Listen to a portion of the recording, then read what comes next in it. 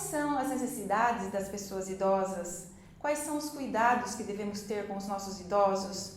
Para responder essas e outras perguntas, eu recebo hoje a gerontóloga formada pela USP, Karina Flauzino. Bem-vinda, Karina, aqui ao nosso lado a lado. Muito obrigada, é um prazer estar aqui e agradeço o convite. Eu é que agradeço a sua presença aqui, Karina. Karina, você é tão novinha, quando foi que você passou a se interessar assim, pelos direitos dos idosos, né? E você estudou, trabalha aí na coordenadoria da pessoa idosa, faz parte do Conselho Municipal do Idoso aqui de Salto. Quando que você passou a se dedicar aos idosos? Na verdade, quando eu soube do curso de gerontologia, era um curso muito novo aqui no país, não existia curso de bacharelado em gerontologia e eu fui conhecer quando fui prestar o vestibular.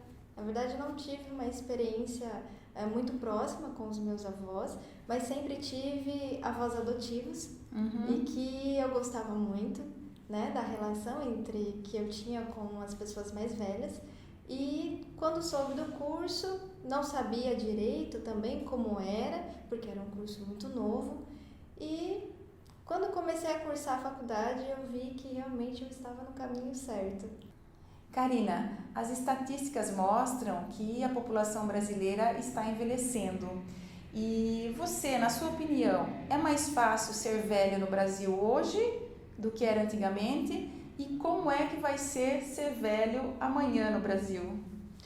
Olha, olhando pelas oportunidades que os idosos têm hoje, de muitas atividades, de muita facilidade, um grande acesso que teve aos serviços, nós percebemos que as políticas estão olhando para a questão dos idosos.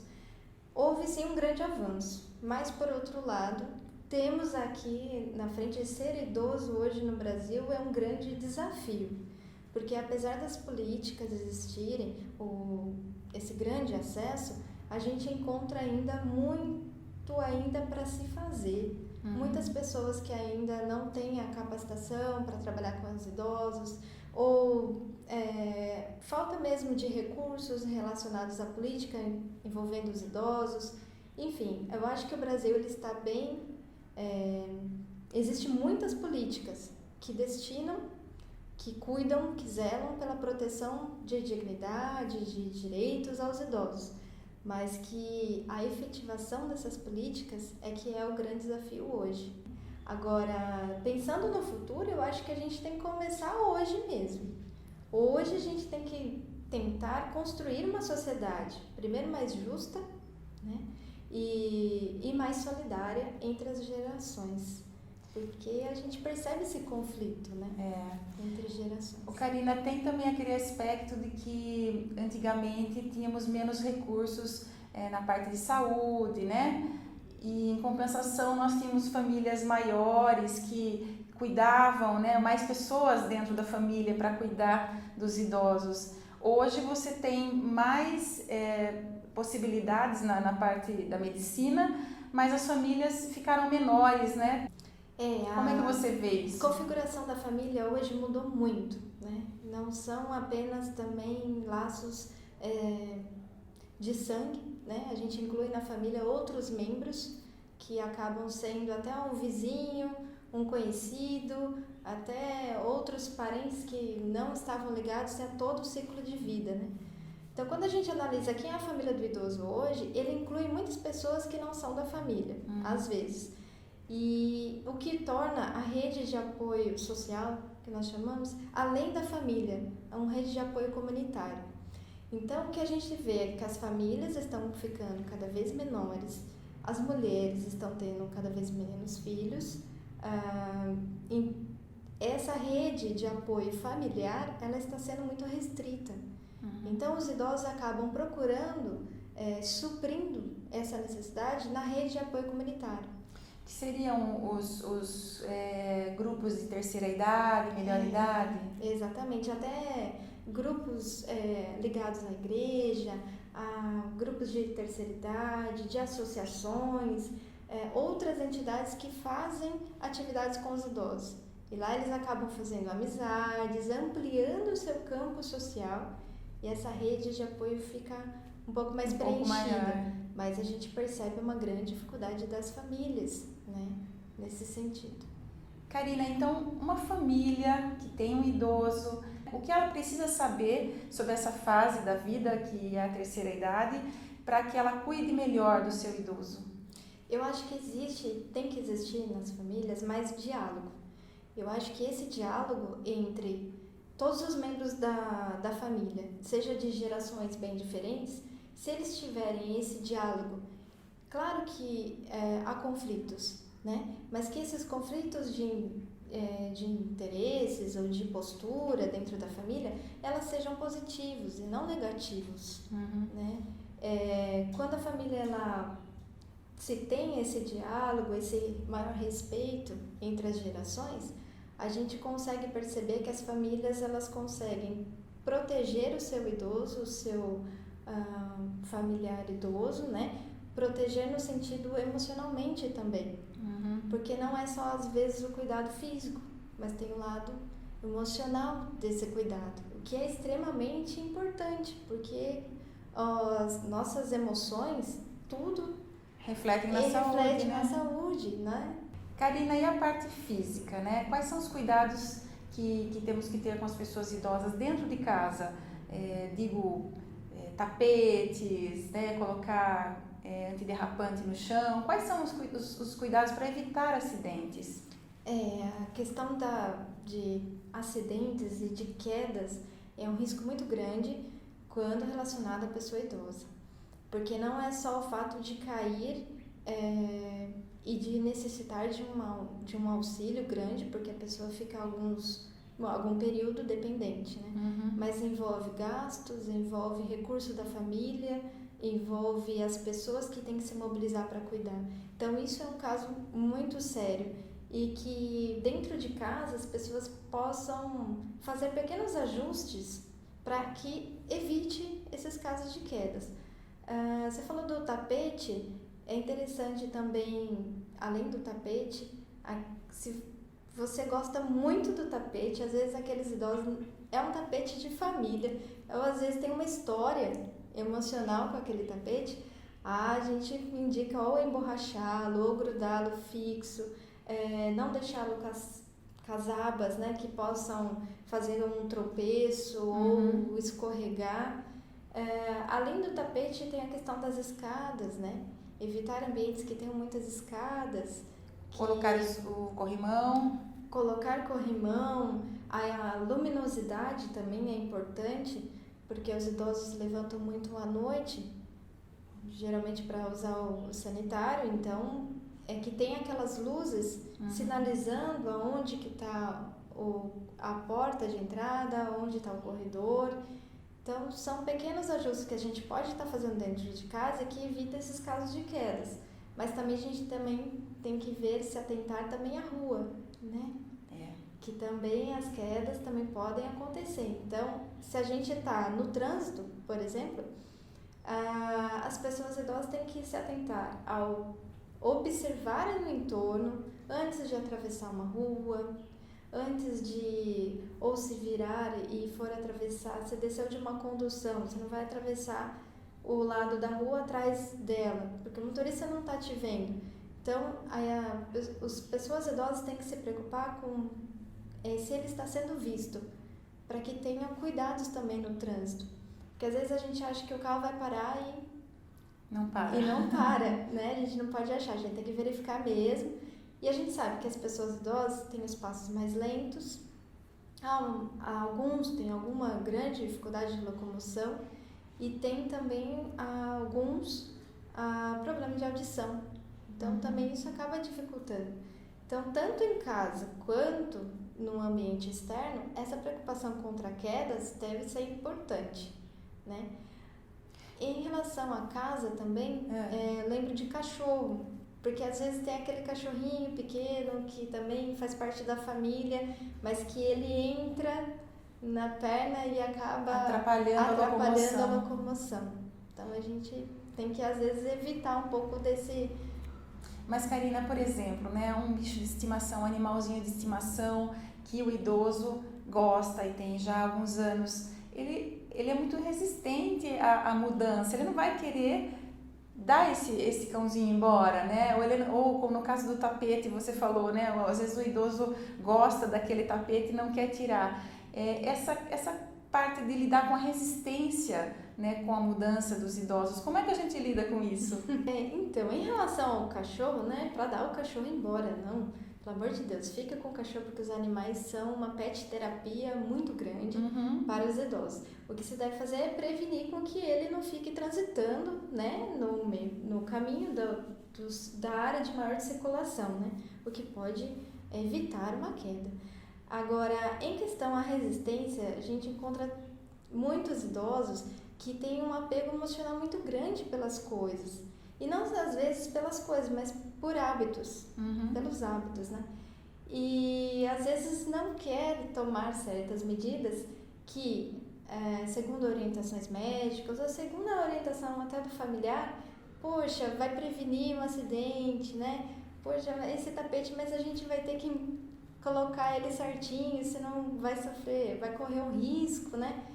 Então, essa resistência, ela tem que ser trabalhada, ela tem que ser negociada, né? Aos poucos, tem que ser explicado do porquê, você tem que colocar as razões, tem que fazê-lo entender que vai ser melhor para ele. Vai ser melhor, mas isso é tudo negociado, a gente tem que sempre ouvi-lo, entender do porquê é o importante, o porquê que ele faz aquilo toda manhã, né? E tentar negociar de uma maneira que seja bom para todos os outros membros da família e que tenha segurança para ele também.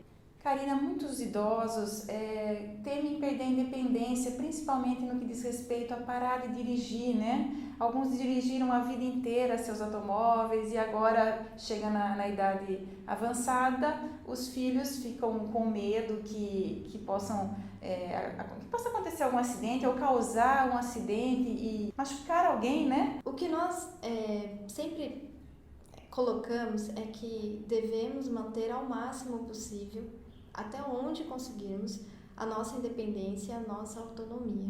Isso é muito importante na velhice, principalmente na velhice, onde há o final do ciclo de vida, que por mais que, né, tenhamos todas as capacidades, às vezes muitos dos idosos totalmente preservados, mas a gente sabe que é um ciclo de vida que é o final do ciclo de vida. Então, o que nós colocamos é que sempre seja essa autonomia, essa independência preservada e mantida. No caso, quando ocorre, né, dessa alteração, que os familiares acabam percebendo essa alteração dentro de casa, ou que ele está esquecendo muito, né? Ou ele, nossa, esqueceu coisas que não esquecia, que não é comum, não costumava esquecer, que não era acostumado.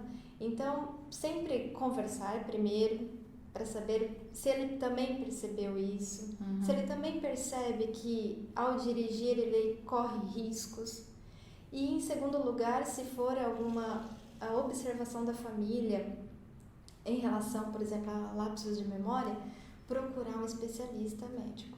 E daí vem a orientação do médico para aquele familiar idoso. Então aí a família ela não está sozinha nesse jogo de negociação, né? E tem também os profissionais que possam auxiliar nesse momento. Mas... Porque muitas vezes eles respeitam mais o médico do que o familiar, né? Se o médico falou que não pode fumar, para de fumar. Agora, se o familiar fala, para de fumar, ele não para. Às vezes é uma segunda opinião. A autoridade do médico vale mais. Às vezes é um ponto de vista de quem está de fora, de quem não está naquele, né, no ambiente todo dia, faça uma diferença na percepção daquela pessoa. Fala assim, nossa, poxa, se ele falou também, é porque... Será que há algo diferente? Acho que eu devo pensar em fazer. Karina, algumas famílias não têm como cuidar, né? Não tem como cuidar sozinhas do idoso. Precisam de auxílio de alguém que venha ajudar, né? Às vezes dormir com a pessoa, às vezes passar o dia. Como que a família escolhe, né, Quais as dicas que você tem para dar para quem está escolhendo um cuidador, uma pessoa para ajudar no cuidado com o idoso?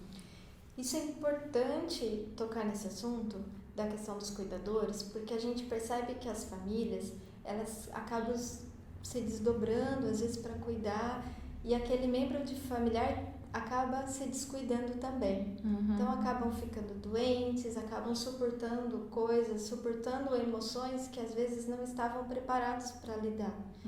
Por isso que a ajuda de um outro profissional nessa tarefa de cuidar auxilia tanto o idoso, porque ele vai ter aquele cuidado direcionado, que olha, só estou aqui para ter essa função, para ficar com o familiar, e também para aquele outro familiar que era o cuidador.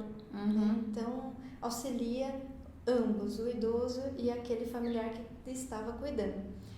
Agora tem que ter algumas dicas que eu posso dar aqui, é sempre conversar com quem vai ser esse profissional que vai ser o cuidador do idoso, com uma entrevista mesmo de emprego, né? Você ter referências, ver se ele fez cursos, que hoje há uma grande disponibilidade de cursos de cuidadores de idosos, tanto até a nível técnico, tem algumas faculdades que possuem esses cursos, ou até cursos de atualização em envelhecimento, ou em questão da saúde do idoso. Então, já tem alguns profissionais de cuidadores de idosos que executam essa função, não somente pela experiência que teve de cuidar do avô, de cuidar da mãe, né, mas que tem alguma experiência técnica nesse sentido.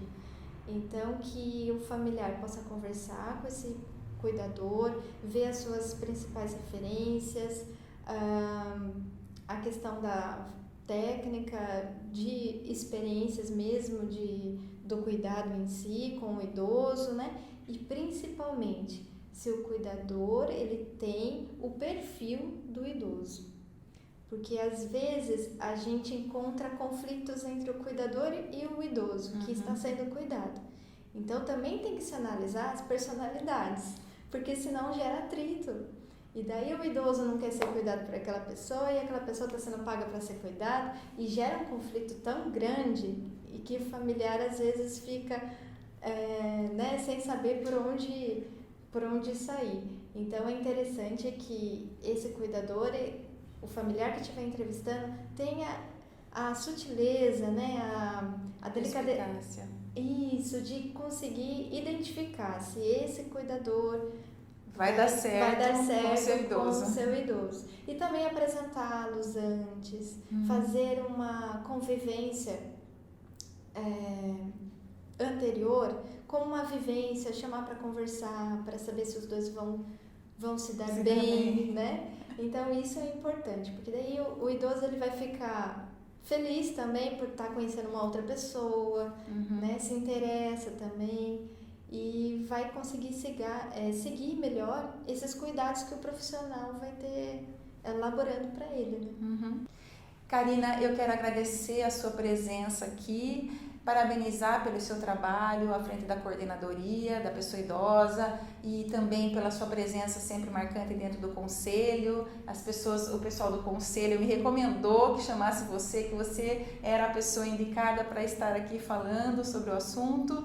Então, leve meu abraço a todos do conselho e parabéns pelo seu trabalho, viu? Muito obrigada. Eu agradeço, é um prazer estar aqui com você no programa. E eu gostaria de deixar um recado aqui para as famílias, que as famílias sejam mais compreensivas uns com os outros, que as famílias sejam mais unidas, porque no futuro todos seremos velhos, né? O envelhecimento é para todos. Então, conforme vai passando o tempo, e a gente vai percebendo isso, às vezes passa que a gente nem vê, né? Verdade. O tempo está passando tão rápido hoje em dia, e a gente cultivar valores de respeito entre os familiares. As crianças que são hoje vão ser adultos que vão respeitar os mais velhos e vão ser idosos no futuro que vão poder passar para as outras gerações esse lado, né, de mais humanidade, né? Tolerância, de respeito, de compreensão entre as famílias. Obrigada, Karina, muito obrigada mesmo, viu? E obrigada a você que curte aqui o Lado a Lado. Se você gosta, curta, comente, indique aos seus amigos. E se você quer me escrever, é ladoalado.com.mirna@uol.com.br. A gente se vê no próximo. Beijo!